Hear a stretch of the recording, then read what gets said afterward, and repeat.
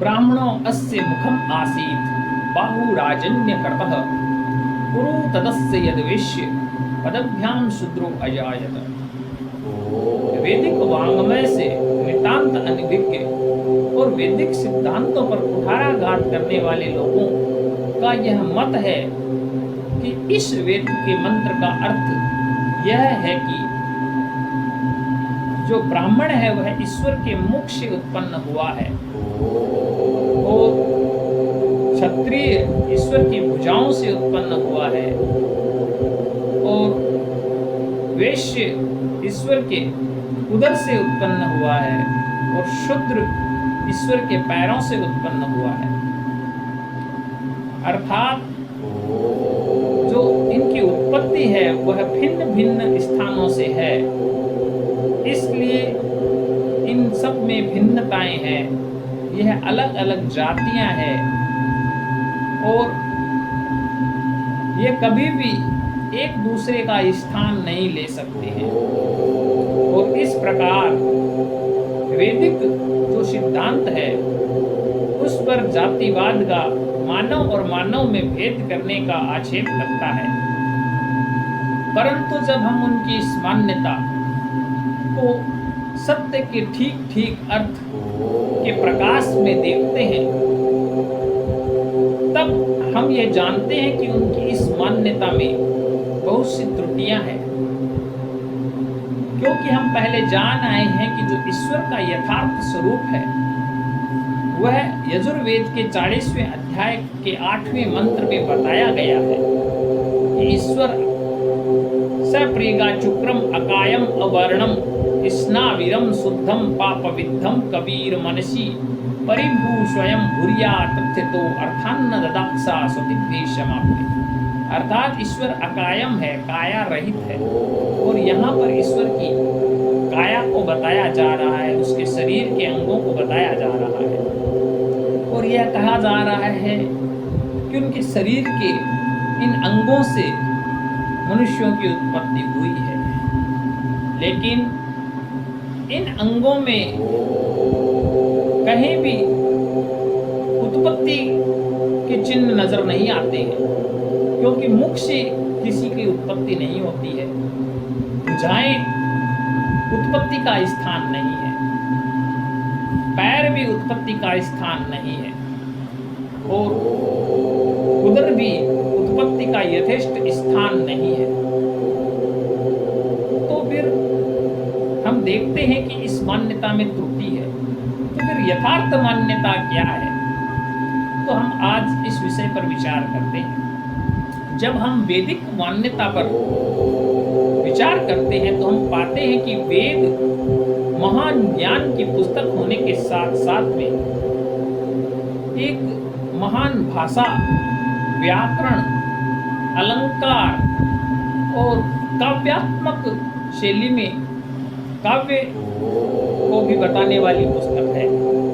वेद के मंत्र काव्यात्मक रूप में है और काव्य में 3 प्रकार की शब्द शक्तियां होती है, अभिधा, लक्षणा और व्यंजना।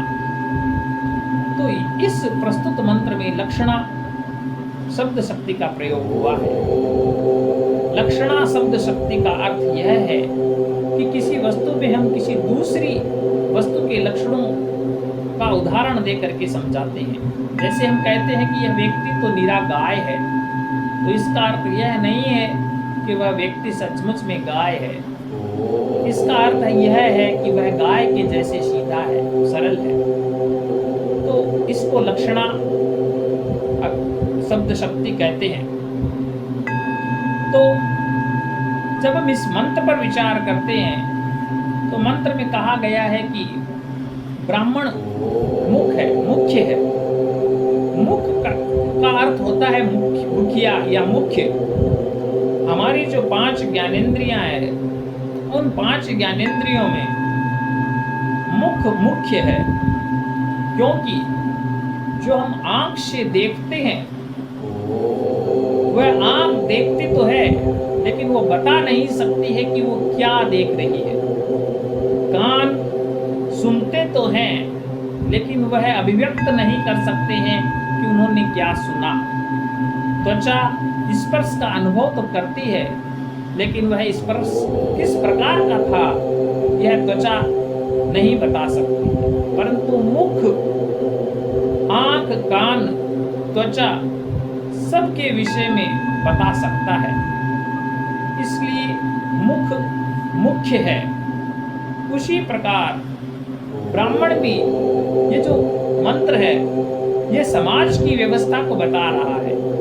तो ब्राह्मण सभी समाज के जो अंग है उनमें सब में मुख्य है, मुखिया है, क्योंकि वह सबको रास्ता दिखा सकता है, सबके मन की बातों को अभिव्यक्त कर सकता है। ब्राह्मण का अर्थ किसी जाति से नहीं है। ब्राह्मण हमारे समाज में किसी भी व्यक्ति जो ज्ञान रखता है वह ब्राह्मण कहला सकता है, क्योंकि शास्त्र कहता है कि जन्मना जायते शूद्र संस्कारात भवेत द्विजः वेद पाठात भवेत विप्र ब्रह्म जानातीत ब्राह्मण। अर्थात जन्म से तो सभी शूद्र पैदा होते हैं, जन्मना जायते शूद्र संस्कारात भवेत द्विजः, और संस्कार पाकर के द्विज कहलाते हैं। संस्कारात भवेत द्विजः, वेद पाठात भवेत विप्र, वेद को पढ़ने से विप्र कहलाते हैं, और ब्रह्म को जानने वाला ही ब्राह्मण होता है। अर्थात जो ज्ञानी है वही ब्राह्मण है। तो यहाँ पर किसी जातिवाद की बात नहीं हो रही है। यहाँ पर तो जो मनुष्य के 4 प्रकार के गुण होते हैं, जो वैदिक सिद्धांत है वह सार्वभौमिक और सार्वकालिक होता है। वह किसी क्षेत्र विशेष, किसी भाषा विशेष, किसी समुदाय विशेष के लिए नहीं होता है, वह तो पूरी मानव सभ्यता के लिए होता है। तो पूरी मानव सभ्यता में अगर यदि हम देखते हैं तो 4 प्रकार के गुणों वाले लोग हमको मिलते हैं। कुछ लोग ज्ञान में प्रबल होते हैं, कुछ लोग बल में प्रबल होते हैं, और कुछ लोग जो व्यवस्था देने में है, जो उपार्जन की, अर्थ की व्यवस्था देने में है, उसमें प्रबल होते हैं, और कुछ लोग सेवा कार्य में प्रबल होते हैं। यहाँ पर किसी ऊंच नीच की बात नहीं हो रही है, किसी जन्मगत ऊंच नीच की बात नहीं हो रही है कि यह ब्राह्मण का जो पुत्र है वह ब्राह्मण होगा, ऐसा कहीं नहीं है। यह तो मानवीय स्वभाव की बात हो रही है कि मानव में 4 प्रकार के स्वभाव होते हैं। जो लोग इस व्यवस्था का विरोध करते हैं और कहते हैं कि ये व्यवस्था गलत है, ये मानव को नीचा दिखाने की बात है, तो मैं उनको बताना चाहता हूं कि इस व्यवस्था में बिल्कुल भी त्रुटि नहीं है। इसको बताने वालों में कुछ उन्होंने गलत तरीके से इसको रखा है। जो वर्ण शब्द है वह वर्ण शब्द से बना है। जैसे वधू जो है वह वर का वर्ण करती है, तो वर्ण अपनी स्वेच्छा से किया जाता है। वर्ण किसी जन्म से या किसी दबाव से नहीं होता है कि जन्म से हमको यही चीज मिल गई, ऐसा वो फिर वर्ण नहीं हुआ। वर्ण उसको कहते हैं जो जिसमें हमारी जो इच्छा है सम्मिलित होती है, हम जिसको पाना चाहते हैं, जिसको वर्ण करते हैं, वह उसका नाम वर्ण है। तो यह वर्ण व्यवस्था भी अपनी इच्छा से ली जाती है, यह थोपी नहीं जा सकती है। जो मनुष्य सभी शूद्र पैदा होते हैं, लेकिन जो इन 3 व्यवस्थाओं को अपनाते हैं वे द्विज कहलाते हैं, क्योंकि उनका दूसरा जन्म हो जाता है, और वह इन व्यवस्थाओं को जो अपनी इच्छा, अपनी काबिलियत के अनुसार जिनको अपनाते हैं, वह दो उच्च वर्ण को प्राप्त हो जाते हैं। इसका जो मूल सिद्धांत है वेद का, वह तो मानव को ऊपर उठाने के लिए, उसे ऊंचा उठाने के लिए यह बनाया गया है कि आप आपस में प्रतिस्पर्धा करके मानव अपना विकास करे। यहाँ पर यह नहीं है कि किसी को दबाना है और किसी को नीचा दिखाना है। इस प्रकार का भाव इस मंत्र का या वेद का नहीं है। जो लोग यह कहते हैं कि इस व्यवस्था में हम नहीं मानते हैं, इस व्यवस्था को, यह गलत व्यवस्था है, तो मैं उनसे कहना चाहता हूं कि ऐसी दुनिया का कोई भी व्यक्ति नहीं है जो इस व्यवस्था को भले ही वह नकार दे, लेकिन उसे फिर भी स्वीकार करना पड़ेगा। क्यों? कि अगर इस व्यवस्था के जो विरोधी लोग हैं, उनसे हम पूछें कि आप अपनी सत्ता को बनाइए। मान लीजिए आपकी सत्ता आ गई, हम और जो ये व्यवस्था है इसको मानने वाले की को आपने हटा दिया और अपनी जो अलग व्यवस्था है उसको अपनाना चाहते हैं, तो आप क्या करोगे? आप अपनी सत्ता पर किसको बिठाओगे? योग्य को बिठाओगे या अयोग्य को बिठाओगे?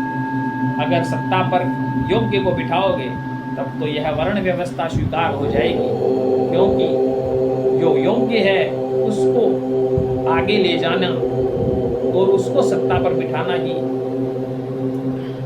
प्रशस्त होता है, क्योंकि वही सब व्यवस्थाओं का संचालन उचित रूप से कर सकता है। फिर मैं पूछता हूँ कि जो बलशाली है, जो युद्ध में प्रवीण है, उनको आप सेना में लोगे या फिर जो कमज़ोर है उनको आगे करोगे? तो आप यही कहोगे कि हम तो जो बलवान है उनको लेंगे। तब अब यदि आप बलवान को अपनी सेना में लेते हो, तब आप इस वर्ण व्यवस्था को मान रहे हो, चाहे या अनचाहे आपको ये मानना ही पड़ रहा है। और यदि आप अर्थव्यवस्था को जानने वालों को अर्थव्यवस्था का कार्यभार संभालने को दोगे, तो आप वैश्य को जो मान्यता है उसको आप मान रहे हो। तो फिर वेद तो यही कह रहा है कि जो 4 प्रकार के गुण वाले लोग हैं, उन्हीं से यह समाज व्यवस्थित होता है। लेकिन इसको हम जब जन्मगत मानते हैं, तब यह व्यवस्था ठीक नहीं रहती है। लेकिन जब हम इसको उचित जो इसका स्वरूप है उसके अनुसार जब मानते हैं, जब इसको समझते हैं, तब हमको पता चलता है कि इसमें कहीं भी कोई त्रुटि नहीं है, यह बिल्कुल प्रशस्त है। वेद का सिद्धांत तो सबका कल्याण करने वाला है। किसी के साथ नमस्ते, जय आर्यावर्त।